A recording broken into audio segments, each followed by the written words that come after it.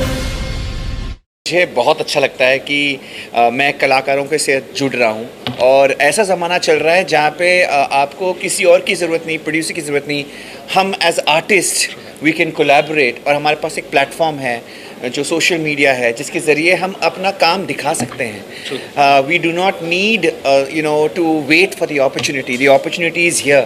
और ये जो ज़माना चल रहा है ये हमारे हित में है, जहाँ पे हमें बहुत सारी सहूलियत मिलती है ताकि हम अपना अपना फ़न, अपना कला हमारे ऑडियंस के सामने डायरेक्टली पेश की करें। Otherwise you always have to go through a channel. अब वो चैनल की ज़रूरत नहीं है। Of course we need that too, and till they notice us we will keep doing collaborations because the bigger it gets the better, and who doesn't want to be launched in a nice way.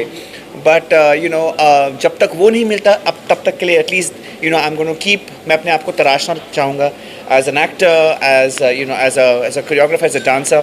And I feel very privileged कि मेरे साथ विशाल जुड़ गए हैं। उनकी आवाज़, उनका जो सुर है, उनका जो पॉपुलैरिटी है और जिस तरीके से वो एक सेंसेशन बन गए हैं। So when he approached me to kind of say, will you kind of do this? And I was like, wow, firstly नाम और काम उनसे भी बड़ा। More importantly, जो गाना मैंने सुना वो दिल को मेरे बहुत छू गया। And we heard this a while ago. और फिर वो बिज़ी हो गए, फिर मैं अब्रॉड चला गया फॉर माई इंटरनेशनल टूर। और जब वापस आया तो फिर सौरभ ने बोला, द डायरेक्टर इज़ लाइक, करें सर? आई सेड हाँ। विशाल सर रेडी है? आई सेड हाँ। तो फिर देर किस बात की? तो फिर we were looking for the girl, we couldn't find the girl for the longest time, and फिर हमें हमारी हीरोइन मिली दरिसा, जो उस किरदार को निभा सकती थी। सो आई थिंक ये कहीं ना कहीं एक सेरेंडिपिटी है कि कभी कभी हर चीज़ का एक वक्त होता है, जब तारे मिल जाते हैं ना, जुड़ जाते हैं, तो ऑटोमेटिकली कुछ अच्छा बन जाता है। और मैंने सौरभ को भी कहा था कि पता नहीं ये जो कॉन्सेप्ट था किस तरीके से हम इसको निभाएंगे, अंडर वाटर डांसिंग और बहुत सारी चीज़ें थी जो हमें बहुत ही इंटरनेशनल वे में प्रेजेंट करना था। लेकिन उस दिन पता नहीं क्या हुआ हम सब के साथ, दैट डे वाज मैजिकल। जो भी अड़चन हो रही थी वो अपने आप it was getting solved, and कहीं ना कहीं वो हमारे हित में था कि जो भी हुआ अच्छा हुआ, और जो नहीं होना था, जो हम चाह रहे थे वो नहीं हुआ, वो भी हमारे हित में था। So I think there is a power of the universe. और when जब सरस्वती हम पर कुर्बान है तो I think everything else just works in our favour. So I want to thank everybody on the team. Kaushal भाई जो है ना, ये हमारे लिरिसिस्ट हैं, और इन्होंने जो अल्फाज लिखे हैं, स्पेशली जो वर्स आता है, I tell you by God, मैं बहुत हिल गया था वो एक लाइन पे, वो मैं कुर्बान हो गया उस पर, because it was so beautiful.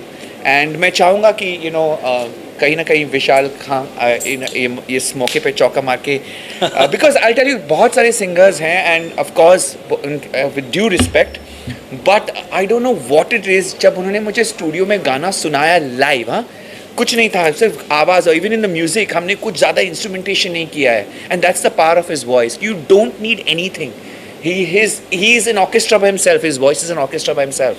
So when you hear his voice, और जब वो लाइव गाते हैं तो वो कशिश जो है, वो जो दर्द है, इज़ जस्ट इंसेन। मैंने जितना था बोल दिया अब भाई। मेरे को वर्बल डायरिया है, सो मानता हूँ, I speak a lot, so I am gonna let the dais now speak. देखिए, ये मौसमी गाना नहीं है। बरसात की जब इसमें हम की आंखों से बरसती है, जब आपके दिल से बरसती है, जब आप किसी से इश्क में होते हैं, जब आप किसी के जुदाई के गम में होते हैं, जब विरह होती है, तो वो बरसात की बात हो रही है। और वो बता रहा है, उसको इतना याद कर रहा है कि आओ ना बरसात आई, कि उसकी आंखों से वो बारिश हो रही है क्योंकि वो उसको इतना याद कर रहा है।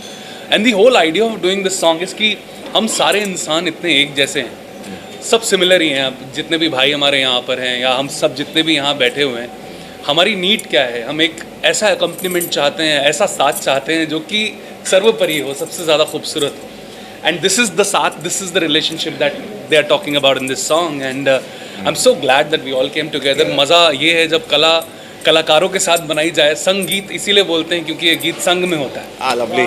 एंड ये संग है, सारी एनर्जीज मिलती हैं तब एक गाना बनता है। And I am so glad कि आप लोगों तक पहुँच रहा है, और आज हमारे भाई लोग भी और लोगों तक पहुँचाएंगे। And it can't be any better than this.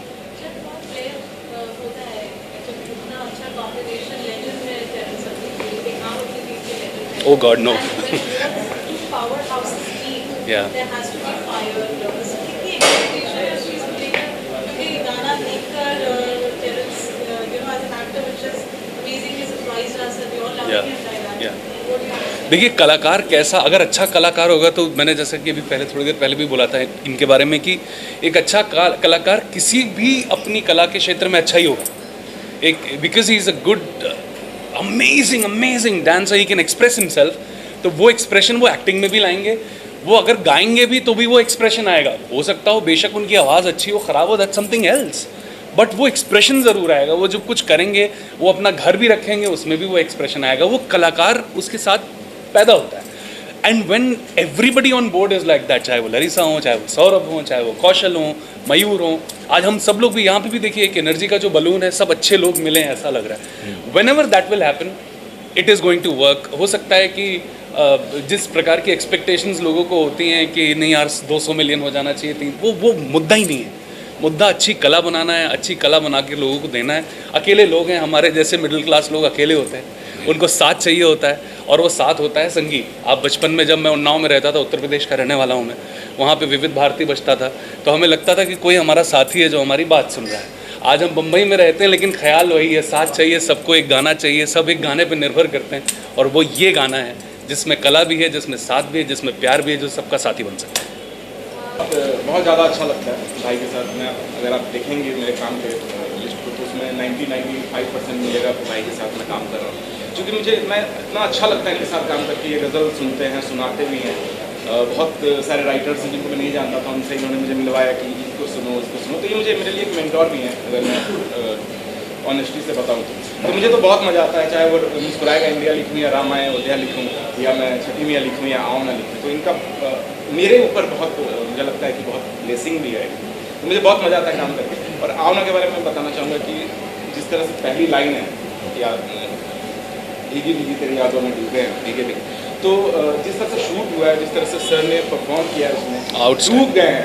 मतलब वो जो लिटरली डूब गए, पानी के अंदर ही हैं ये। सौरभ जिस तरीके से किया है, मैम ने जिस तरीके से किया, तो वो ऐसा लग रहा है कि ये ब्लेस्ड वर्क है, और ऐसे काम हम और करते रहेंगे। आप देख रहे हैं सक्षम न्यूज इंडिया, सबसे पहले सबसे तेज।